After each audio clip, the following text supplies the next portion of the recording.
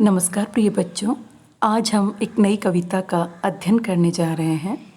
कविता का शीर्षक है कन्यादान और इसके रचयिता हैं सुप्रसिद्ध कवि ऋतुराज जी। ऋतुराज जी किसी परिचय के मोहताज नहीं हैं। समकालीन कविता के अंतर्गत ऋतुराज एक सुप्रसिद्ध सुविख्यात नाम है। हम कविता का अध्ययन करने से पूर्व कुछ ऋतुराज जी के बारे में जानेंगे। तो आइए देखते हैं। ऋतुराज का जन्म सन 1940 में भरतपुर में हुआ। राजस्थान विश्वविद्यालय जयपुर से उन्होंने अंग्रेजी में एमए किया। 40 वर्षों तक अंग्रेजी साहित्य के अध्ययन के बाद अब सेवानिवृत्ति लेकर वे जयपुर में रहते हैं। उनके अब तक 8 कविता संग्रह प्रकाशित हो चुके हैं। कहने का अर्थ 8 कविता संग्रह इनके प्रकाशित हो चुके हैं। अंग्रेजी के प्राध्यापक रहे हैं, लेकिन हिंदी में इनका लेखन चर्चा का विषय रहा है। इनके कविता संग्रह इस प्रकार है: एक मरण धर्मा और अन्य, पुल पर पानी, सुरत निरत और लीला मुखारविंद। ये प्रमुख कविता संग्रह हैं।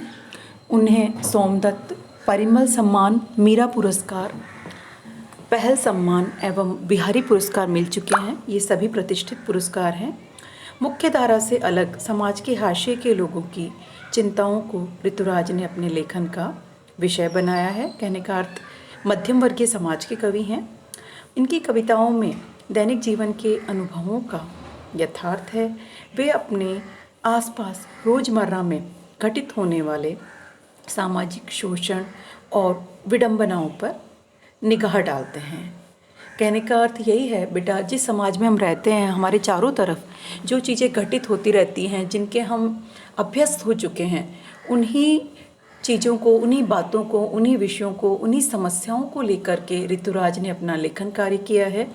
और इसीलिए ये हमसे, आपसे, हम सबसे जुड़े हुए कवि हैं। यही कारण है उनकी भाषा अपने परिवेश और लोक जीवन से जुड़ी है। मतलब भाषा भी उनकी लोक जीवन से जुड़ी हुई है। कहने का अर्थ यह है कि इन्होंने कोई शुद्ध साहित्यिक भाषा का प्रयोग नहीं किया है, जिसका व्यवहार जो है हम आप में बहुत कम हो। इनकी जो भाषा है वो लोक जीवन से जुड़ी है। जैसी भाषा हम बोलते हैं, लोक व्यवहार में जो व्यवहारित होती है, ऐसी ही भाषा और शब्दावली का प्रयोग ऋतुराज ने अपने कविताओं में किया है। तो इस प्रकार से हमने जाना कि ऋतुराज कितने समकालीन और कितने मध्यम वर्ग से जुड़े हुए कवि हैं। और इनकी कविता भी, जब हम इनके बारे में इतना जान रहे हैं, तो कविता भी अवश्य ही बिल्कुल ऐसी ही होगी।